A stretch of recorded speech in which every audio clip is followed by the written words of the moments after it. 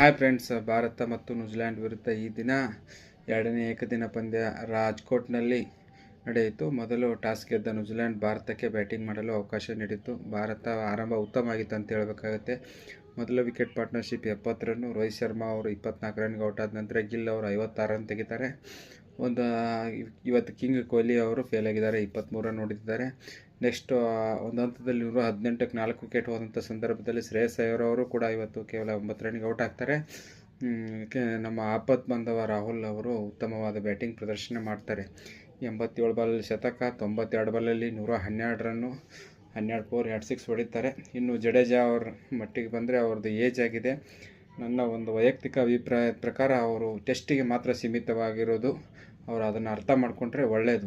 ಯಾಕಂದರೆ ಒಳ್ಳೆ ಯುವಕರನ್ನು ಬೆಳೆಸುವಂಥ ಇನ್ನೂ ಒಂದು ವರ್ಷ ಇದೆ. 50 ವರ್ಷದ ವರ್ಲ್ಡ್ ಕಪ್ಪು ಇವಾಗಿಂದನೇ ರೆಡಿ ಆಗೋದು ಬೆಸ್ಟು. ಯಾಕಂದರೆ ನಮ್ಮ ಇಂಡಿಯಾದಲ್ಲೇ ನಾವು ಸೋಲ್ತಾ ಇದ್ದೀವಿ ಅಂತಂದರೆ ಇದು ಪ್ರಶ್ನೆ ಮಾಡಬೇಕಾಗತ್ತೆ. ಇನ್ನು ಗೌತಮ್ ಗಂಭೀರ್ ಅವರು, ಅಜಿತ್ ಅಗರ್ಕರ್ ಅವರು ಇನ್ನು T20 ವರ್ಲ್ಡ್ ಕಪ್ ಇನ್ನೊಂದು ಭಾಳ ಆದರೆ ಒಂದು 20 ದಿನವೂ ಇಲ್ಲ. ದಯವಿಟ್ಟು ಅವರಿಬ್ಬರನ್ನು ಕೋಚ್ ಹುದ್ದೆಯಿಂದ ಹೊರಗಿಡೋದು ಬೆಸ್ಟು. ಯಾಕಂದರೆ ನಿತೀಶ್ ರೆಡ್ಡಿ ಟೋಟಲಿ ವೇಸ್ಟ್.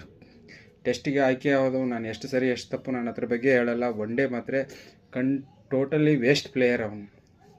ಹೇಳ್ತಾ ಇದ್ದೀನಿ, ನಿತೀಶ್ ರೆಡ್ಡಿ 20 ರನ್ ತೆಗೆದವನೇ, ರನ್ ವಿಕೆಟ್ ಇಲ್ಲ.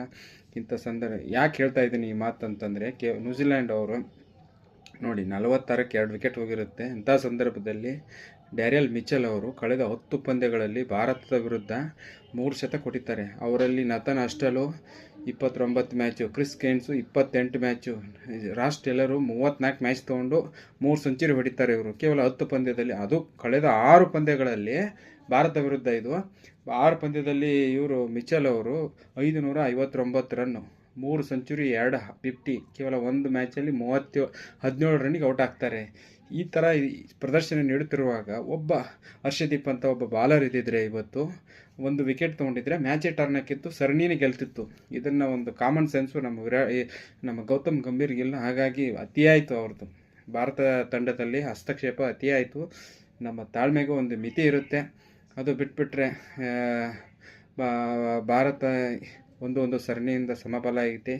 ನೆಕ್ಸ್ಟು ಇಂದೋರಲ್ಲಿ 3ನೇ ಏಕದಿನ ಪಂದ್ಯ ಇರೋದರಿಂದ ಅಲ್ಲಿ ಗೆಲ್ಲಿ ಅಂತ ಬಯಸ್ತೀವಿ. ಏನೇ ಆದರೂ ಟಾಸ್ ಅವ್ರು ಗೆದ್ದಿರೋದರಿಂದ ಟಾಸ್ ಗೆದ್ದವರಿಗೆ ಜಾಸ್ತಿ ಆಯ್ಕೆ ಇರುತ್ತೆ. ಆದರೂ ಕೂಡ ಭಾರತದಲ್ಲಿ, ನಮ್ಮ ದೇಶದಲ್ಲಿ ನಾವು ಸೋಲನ್ನು ಅಷ್ಟು ಈಸಿಯಾಗಿ ಸ್ವೀಕಾರ ಹಿಂದೆನೂ ಮಾಡಲ್ಲ, ಮುಂದೆನೂ ಮಾಡೋದಿಲ್ಲ ಅಂತ ಹೇಳ್ತಾ ಎಲ್ಲರಿಗೂ ಸಂಕ್ರಾಂತಿ ಹಬ್ಬದ ಶುಭಾಶಯಗಳನ್ನು ತಿಳಿಸಿ ಅತ್ಯಂತ ಬೇಜಾರದಿಂದ ವಿಡಿಯೋ ಮುಗಿಸ್ತಾ ಇದ್ದೀನಿ. ಜೈ ಹಿಂದ್.